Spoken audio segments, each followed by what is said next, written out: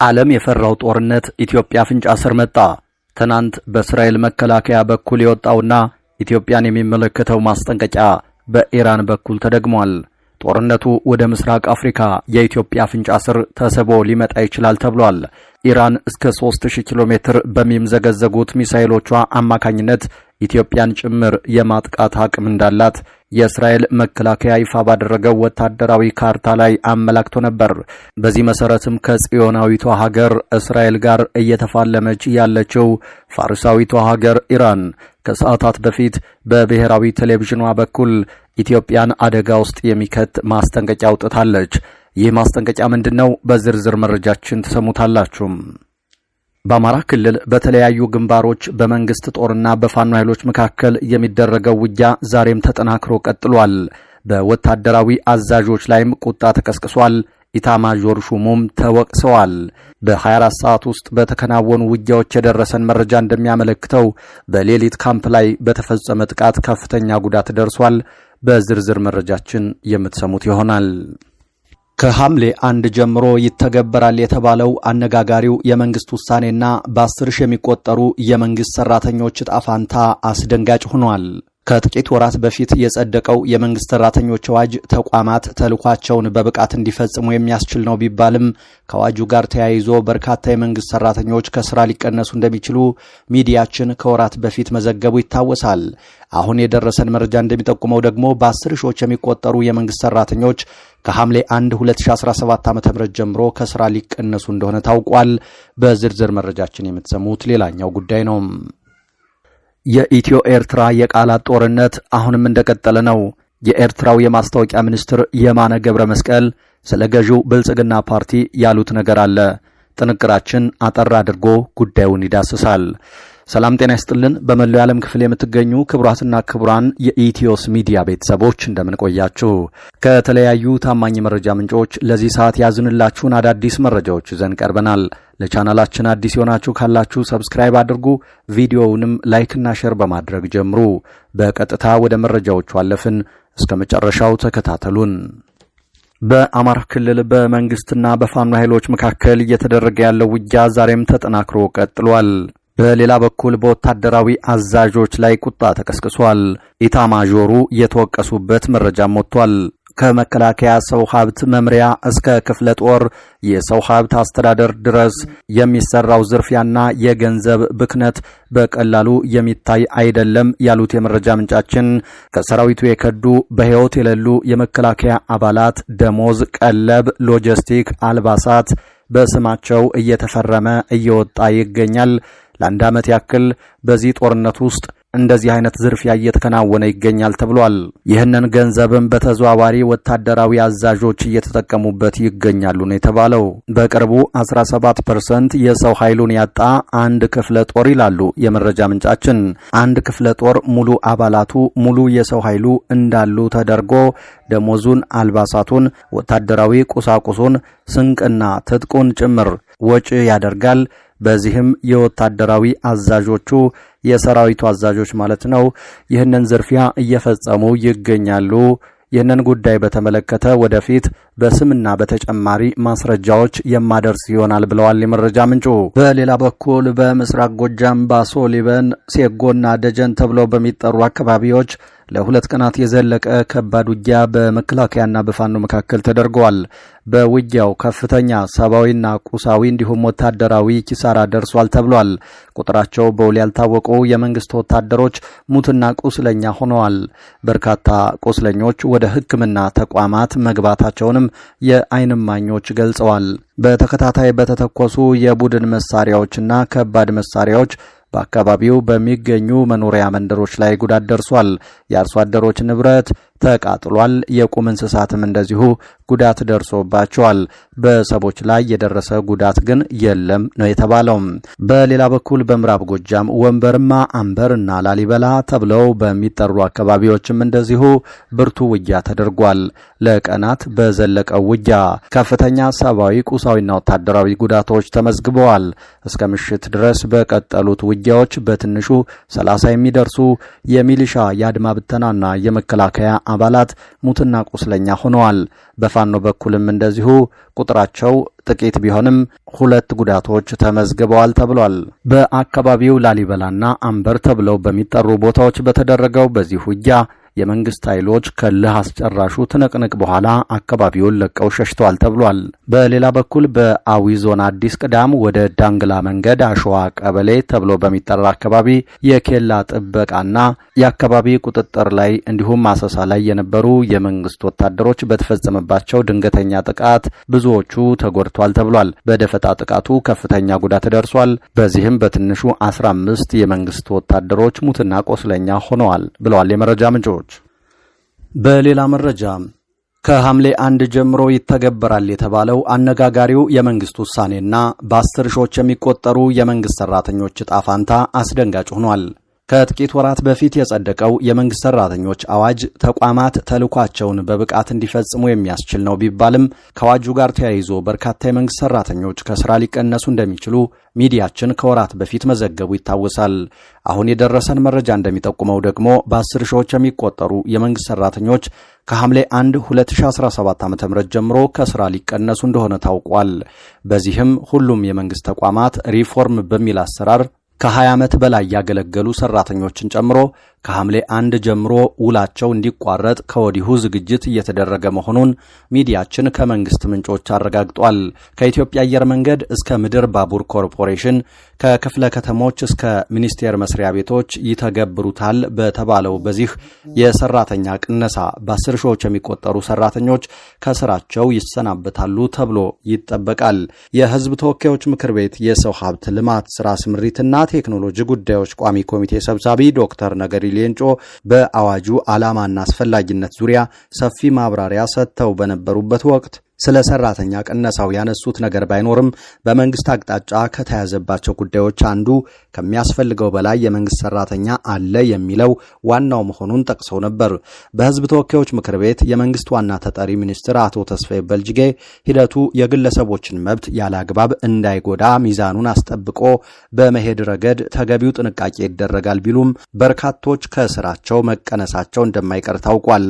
የረቂቅ አዋጁን ይዘት በአግባቡ ባለመረዳት በአንዳንድ የሚዲያ ተቋማት የተዛቡ መረጃዎች እየተላለፉ እንደሆነ የሚናገሩት ዶክተር ነገሪ በበኩላቸው ግልጸኝነት በሚያስፈልጋቸው ጉዳዮች ላይ በመወያየት ረቂቅ አዋጁን የበለጠ ለማዳበርና ህዝቡ ትክክለኛ መረጃ እንዲያገኝ ለማድረግ ይደረጋል ብለዋል። አዋጁ እንደ ፍርድ ቤት፣ አቃቢ ህግ፣ ፖሊስ፣ መከላከያና ደህንነትን የመሳሰሉ ተቋማት ውስጥ የብሔር ስብጥር ለማድረግም ያለመ መሆኑን የጠቆሙት ምንጮቻችን አዋጁ የብሔር ብሔረሰቦች ብዝሃነትና አካታችነት ስርዓትን ይገነባል በሚል በመንግስት እንደታሰበ አስረድተዋል። የዚህን የመንግስት ሰራተኞች ቅነሳ የሚጠቁም ነገር ግን ብዙ ሰው ልብ ያላለው አንድ መረጃ በአንድ የመንግስት ሚዲያም ተለቆ ነበር። ሲቪል ሰርቪሱ ሀገሪቷ ከምትሸከመውና አገልግሎቱ ከሚፈልገው በላይ የበዛ መሆኑ ተጠቆመ የሚል መረጃ በቅርቡ በኢትዮጵያ ፕሬስ ድርጅት ተሰራጭቶ የነበረ ሲሆን በአሁኑ ወቅት ያለው የሲቪል ሰርቪሱ ቁጥር ሀገሪቷ ከምትሸከመውና አገልግሎቱ ከሚፈልገው በላይ የበዛ መሆኑን ዶክተር ነገሪ መናገራቸውን ዘግቦ ነበር። ዶክተር ነገሪ በዚህ ንግግራቸው እንደጠቀሱት በየመንግስት መስሪያ ቤቱ ያለው የሰራተኛ ቁጥር በጣም በርካታ ነው። ሀገሪቷ ከምትሸከመውና አገልግሎቱ ከሚፈልገው በላይ የበዛ ነው።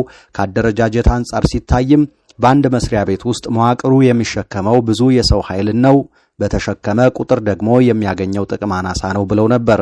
ኃላፊው አክለውም የመንግስት ሰራተኞች የብዛታቸውን ያህል የሚሰሩት አገልግሎት የሚያረካ አይደለም። የተወሰኑት ይሰራሉ፣ ሌሎቹ ግን የተወሰኑ ሰራተኞች በሰሩት ትከሻ ላይ ተንጠልጥለው ይኖራሉ በማለት የሰራተኛ ቅነሳ መኖሩን በተዘዋዋሪ መንገድ ጠቁመው ነበር። በሌላ መረጃ በአዲስ አበባ የኢራን ኤምባሲ ለእስራኤል ምላሽ ሰጠ። ከወደ አዲስ አበባ ኢራንም ድምጿን አሰምታለች። በአዲስ አበባ ብስራተ ገብርኤል አካባቢ የሚገኘው የኢራን ኤምባሲ በወቅታዊ የጦርነቱ ጉዳይ ዙሪያ የመልስ ምት አሰምቷል። ግጭቱ ከጀማመረበት ጊዜ አንስቶ እስካሁን ምንም ሳይል የቆየው የኢራን ኤምባሲ በኢትዮጵያ ከሰዓታት በፊት በወቅታዊ የጦርነቱ ጉዳይ ዙሪያ በምስል የተደገፈ መልእክት አስተላልፏል።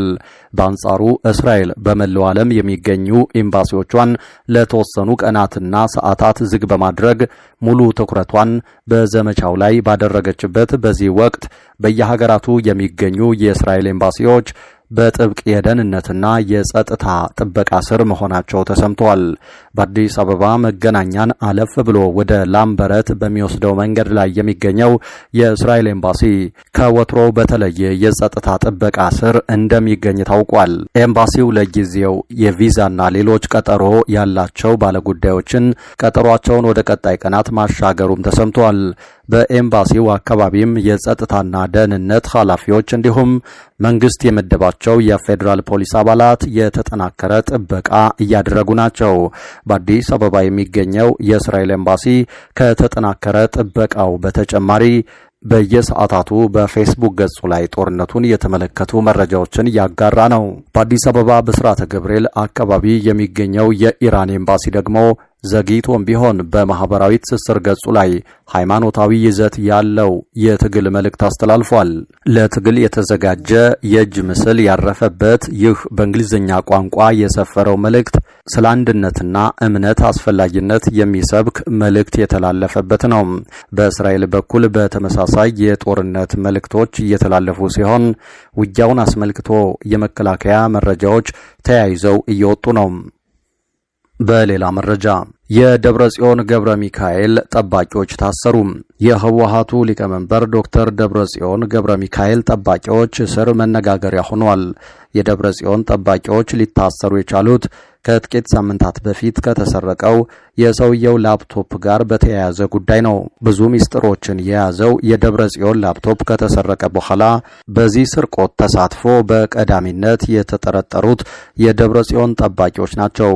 6 የቪአይፒ የጥበቃ አባላት የህወሓቱ ሊቀመንበር ዶክተር ደብረጽዮን ገብረ ሚካኤልን ላፕቶፕ ኮምፒውተርን ሰርቀዋል በመባል ተከሰዋል።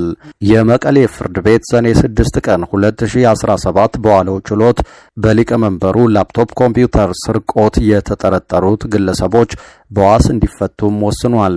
6ቱ ተጠርጣሪዎች እያንዳንዳቸው በ10 ሺህ ብር ዋስ እንዲለቀቁ ፍርድ ቤት በሰጠው ውሳኔ መሰረትም ቤተሰቦቻቸው ብር ቢያስገቡም ከላይ የመጣ ትዕዛዝ በሚል ከእስር አልተለቀቁም።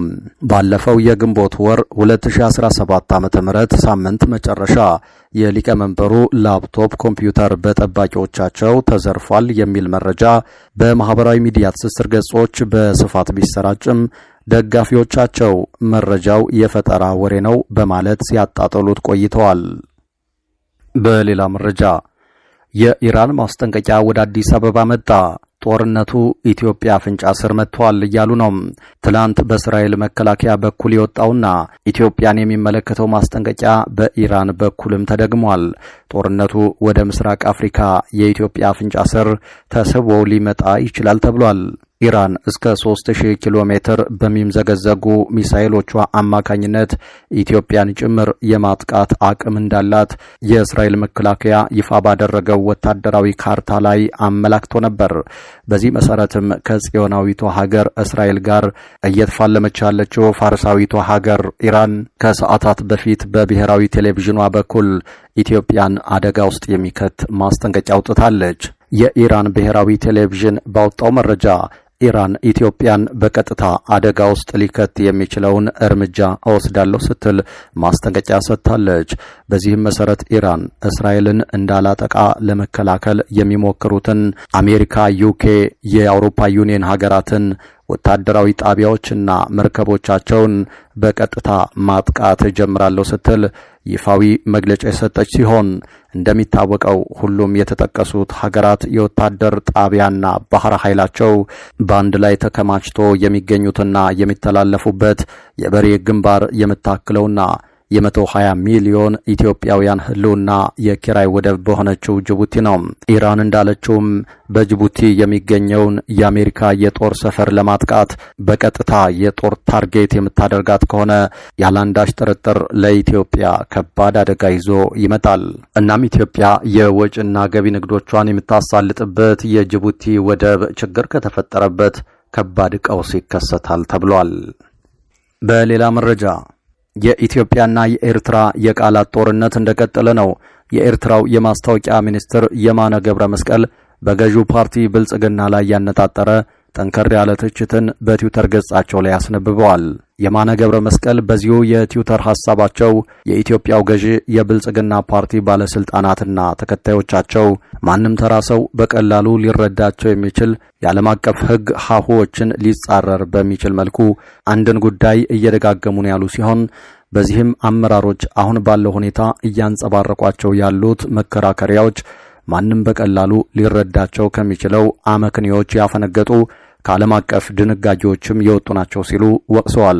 ሚኒስትሩ አስተያየታቸውን በመቀጠል የብልጽግና ፓርቲ ባለስልጣናትና ተከታዮቻቸው ኤርትራና ኢትዮጵያ እንደገና በጀመሩት መቀራረብ ግራ መጋባት ወይም ተስፋ መቁረጥ አይነት ስሜት ይታይባቸዋል ሲሉም አስታውቀዋል። የብልጽግና ባለስልጣናትና ተከታዮቻቸው ኤርትራ በባህር ግዛቷ ላይ ያላትን የማይገሰስ ሉዓላዊ መብት በከፊል ለጨረታ ለማቅረብ ዝግጁ እንዳልሆነች ተረድተዋል ሲሉም ሚኒስትሩ በዚሁ የትዊተር ልጥፋቸው ሐሳባቸውን አስፍረው ታይተዋል። ሰሞኑን በፓርላማ ተገኝተው በበርካታ ጉዳዮች ላይ ማብራሪያ የሰጡት ፊልድ ማርሻል ብርሃኑ ጁላ ከኤርትራ ጋር እንደዚሁም ከባህር በሩ ጋር በተያያዘም ሰፋ ያለ ማብራሪያን የሰጡ ሲሆን የኤርትራና የኢትዮጵያን ችግር ለመፍታት መንግስታችን ብዙ ርቀት ሄዷል በማለትም ግን ደግሞ አልተሳካም ሲሉም በዚሁ ማብራሪያቸው ተናግረዋል። የባህር በር ስላለኝ እናንተን እንደፈለኩ ላድርጋችሁ የሚል አስተሳሰብ አለ።